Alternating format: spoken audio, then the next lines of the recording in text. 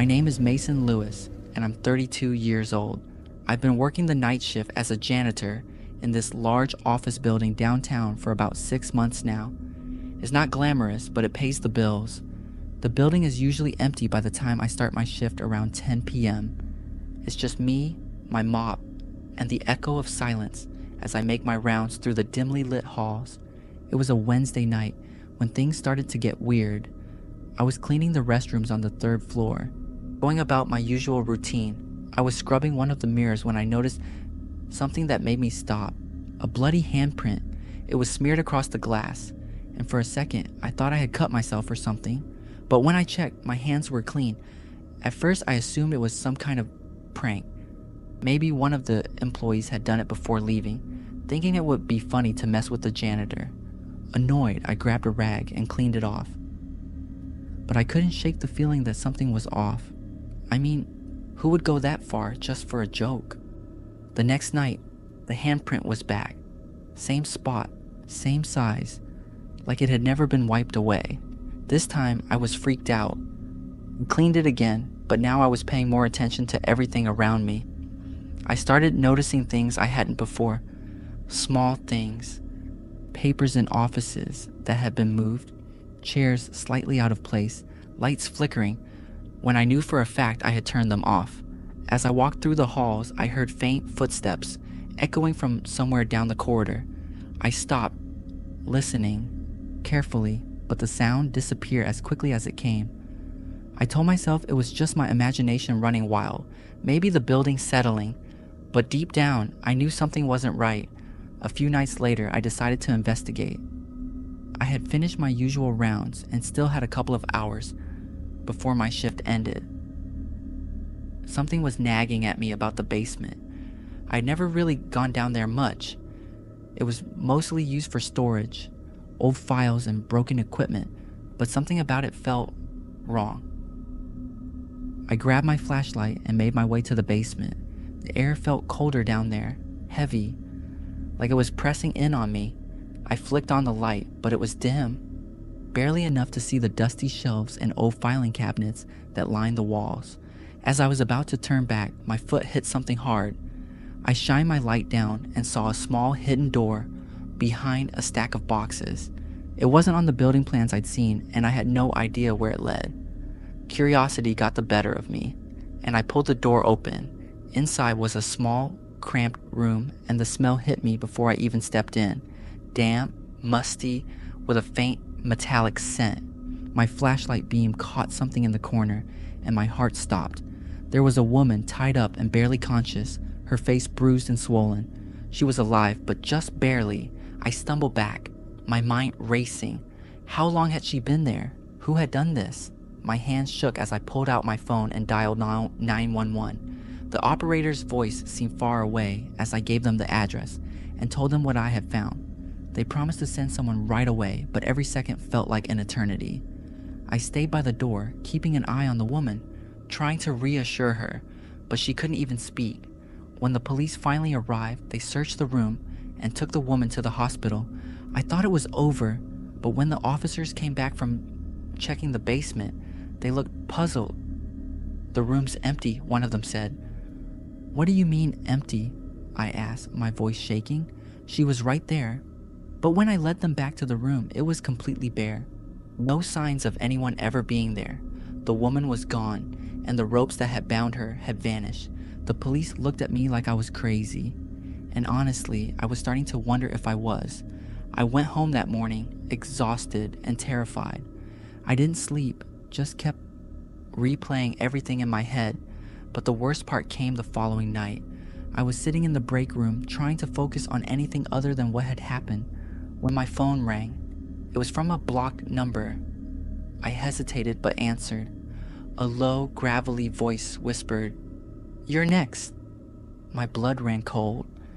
I immediately hung up and called the police, but there was nothing they could do. The number was untraceable. I quit my job the next day. I haven't been back to that building since, but I still get the occasional call from a blocked number, always the same voice, "You're next." And every time I wonder if he's finally coming for me.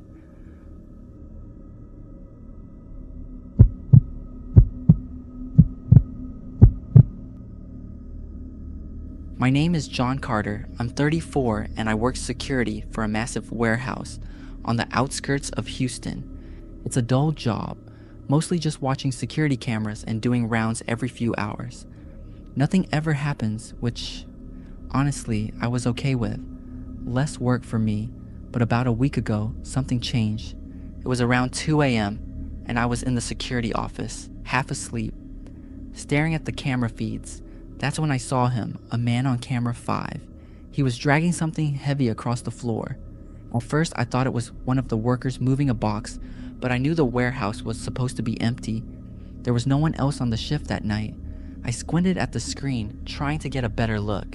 It didn't look like a box. It looked like a body. My heart raced, and I felt a chill crawl up my spine. I grabbed my flashlight and headed to the spot where I'd seen him on the camera.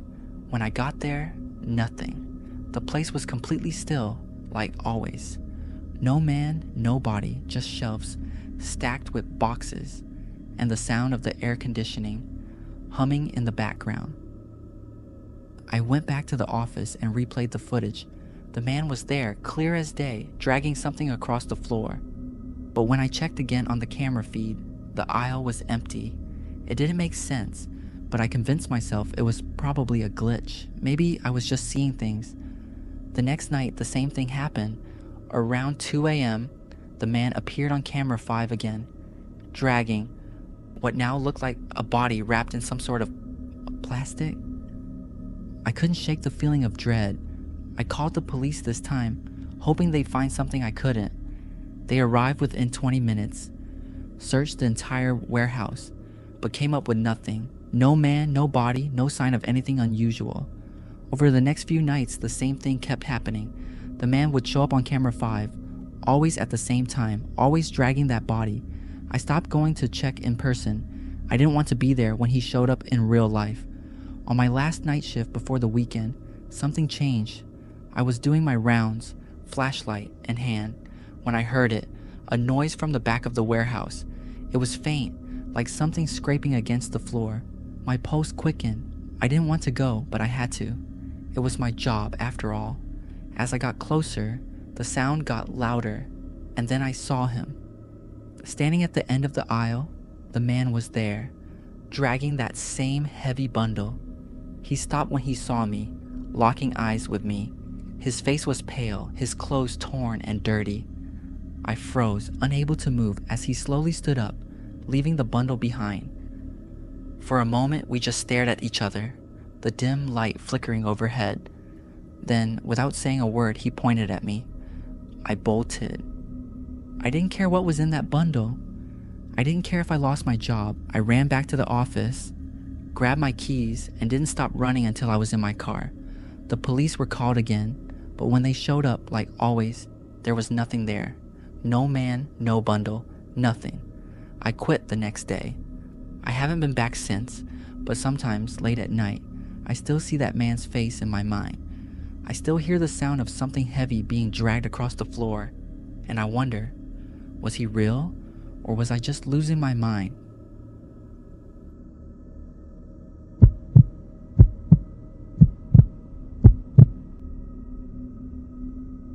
My name is Eva. I'm 29 years old, and I live in a small town in Ohio. I've been working the night shift at a 24-hour diner for about a year now. It's usually quiet, with only a few regulars, and some truckers stopping by in the early morning hours. My coworker, Sarah, works with me every night.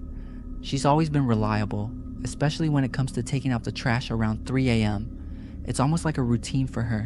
One night, things were different. It was 3 a.m. and Sarah picked up the trash bags like she always did. She said she'd be back in a few minutes. I continued wiping down the counter, not thinking much of it. But after 10 minutes, I noticed she hadn't returned. I figured she might be taking a smoke break, but I started to feel uneasy. After 15 minutes, I decided to check. I walked out the back door into the dimly lit alley. It was quiet, too quiet. My eyes scanned the area, and that's when I saw her phone lying on the ground. The screen was still on, with a Snapchat message open. I called out her name, Sarah, but there was no answer. I picked up the phone and tried calling her, but it went straight to voicemail. My heart started racing. I felt a chill run down my spine, and I quickly went back inside the diner. I waited, hoping she'd walk through the door any second, but she never did. The next few nights were even worse. Strange men started showing up at the diner. They weren't regulars, and they didn't look like truckers. They just sat there, staring at me. One of them, an older man with a scruffy beard, left a note on the counter before walking out. My hands shook as I unfolded the paper. It read, "She's with us now." I felt sick. I couldn't breathe. I wanted to call the police, but what would I tell them? That my coworker disappeared and some creepy guys left me a note? It sounded ridiculous, but the fear was real. I didn't sleep that night. The next morning, I quit my job. I didn't care about the money or the bills. I just couldn't stay there anymore. Sarah was never found, and no one seemed to care as much as I did. Sometimes I think about that alley, the way her phone looked, lying there, abandoned, and those men, whoever they were, they still haunt my dreams.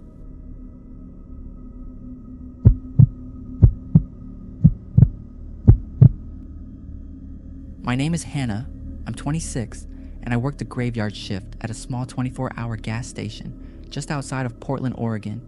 It's usually quiet, with a few cars passing by, the occasional trucker, or someone stopping for a late-night snack.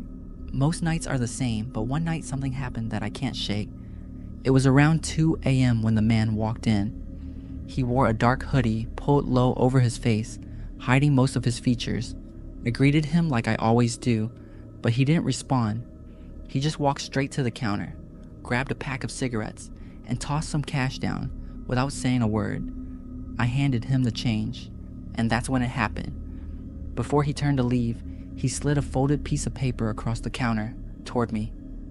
I didn't think much of it at first. Maybe it was a coupon or some note about the cigarettes. Something about the way he looked at me, though I couldn't fully see his face, sent chills through me. His eyes were cold, empty.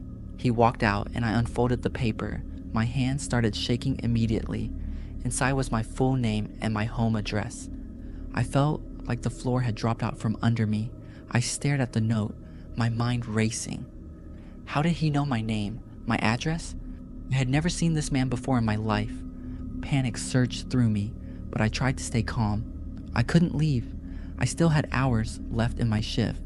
I locked the doors and called my manager, but he brushed it off, saying it was probably just some prank. I knew it wasn't. The rest of the night dragged on. Every sound outside the station made me jump, and I couldn't stop looking over my shoulder. When my shift finally ended, I went home, still shaken. I double-checked all my locks, but I couldn't sleep. I was too afraid. The next night, things got worse. When I got home after my shift, my apartment was a mess. Drawers were pulled open, clothes thrown everywhere, but nothing was missing. Not my laptop, not my wallet. Everything was still there. It was as if someone wanted to send a message, not steal anything. And then I saw him, sitting in my kitchen, the man from the gas station. He was waiting for me, his hood still pulled low, that same empty look in his eyes. He smiled, a twisted grin that made my stomach turn. "Did you like the note?" he asked, his voice low and cold. I froze. I couldn't scream, couldn't run. The air felt heavy, like I was suffocating.